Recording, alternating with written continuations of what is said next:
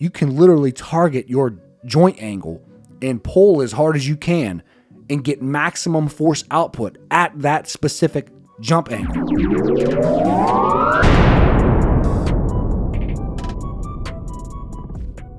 Ladies and gentlemen of the Action Army, what is going on? And welcome to another episode of Answers for Athletes. In today's video, I'm answering the question from Francisco Caesarea 3840. Francisco, I want you to know that I appreciate you. You ask a lot of great questions. And for the rest of you who are just watching these videos and not asking questions, leave your question down below so I can answer it in a video just like this. I love you all. He says, do a video of how to include overcoming isometrics in the workouts. How many times a week? What are the sets and what are the rest periods? You need to understand that overcoming isometrics, where you are pushing or pulling against a bar as hard as you can for 5 to 10 seconds. First of all, it's going to take a lot out of you. But what I want you to understand is that overcoming isometrics are nothing more than force production work, maximum force output. So very similar to doing a heavy 1 rep max back squat, you can push or pull against a bar as hard as you possibly can, and it will get you your max force output. So on the force velocity curve, up here we have maximum strength, down here we have maximum velocity. Overcoming isometrics are just like lifting very, very heavy, except they're a little safer than lifting very heavy.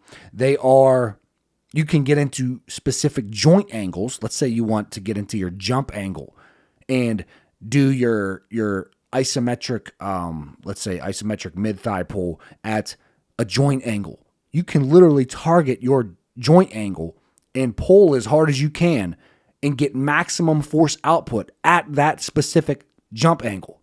So, but at the same time, understand that these are not full range of motion exercises. So you can't just completely replace all of your heavy strength work with overcoming isometrics. I think they need to be used hand in hand. Matter of fact, I know they need to be used hand in hand. So there's benefits to both. Okay, so you need to be doing heavy strength work. You need to be doing overcoming isometrics. You don't actually need to be doing overcoming isometrics, but they are a good option to do. So very specific to your joint angle, maximum force output, a lot safer. There's a lot of benefits, and then full range of motion with your heavy strength work. So when to do them? You should do them anytime you're going to do maximum strength work, because that's all it is. So think of overcoming isometrics as maximum strength work. So anytime that you would do maximum strength work, you can add in an overcoming isometric in that slot. So let's say you're using mixed training and you start with your warm-up, then you do your speed and your plyo exercises, then you do your power exercises, then you do your strength exercises, then you do your hypertrophy exercises if you're going to do any. In that strength category, in that strength spot, let's say you do a couple exercises focused on maximum strength. You could do one exercise focused on full range of motion, very heavy, and then you could do the other exercise focused on overcoming isometrics. And then the next time that you do that, let's say you do that Monday and Friday, so twice a week for your heavy strength work, you can switch them. You can switch those two exercises, and now you could do the whatever you did your overcoming isometric for, now you could do that full range of motion heavy, and the other one that you did full range of motion heavy, you can now use as your overcoming isometric and get very specific to your jump angle. I would do 5 sets of 5 seconds.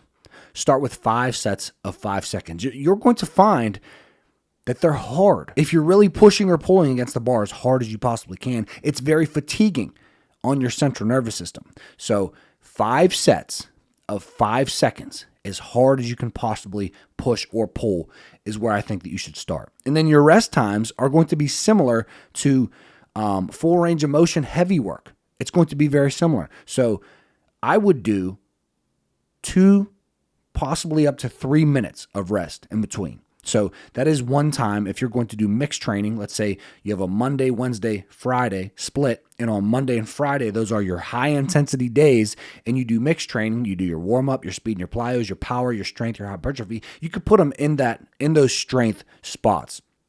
If you're going to do specific training, or you're going to do, let's say you have a full heavy day, let's say it's a Friday because you want an extra day of rest, you want that Saturday, Sunday to rest before your Monday workout, 2 days of rest instead of one, you want to do your heavy strength work on that day, then you can add in some isometrics on that day. Okay, overcoming isometrics. We're not talking about yielding isometrics where you're just holding a certain position, fighting against gravity, or holding a weight, fighting against gravity, pulling that weight down. We are doing overcoming isometrics, pushing or pulling against the bar as hard as you possibly can. But anyways, thank you for the question. That is my answer. Ask your question if you want me to answer your question in a video just like this. If I didn't answer all your questions in this video, or you have more questions, ask those down below and I will answer them in another video, because I am posting these videos every single day at 9 a.m. Eastern Standard Time. I love you all, and I will see you in tomorrow's video. Peace.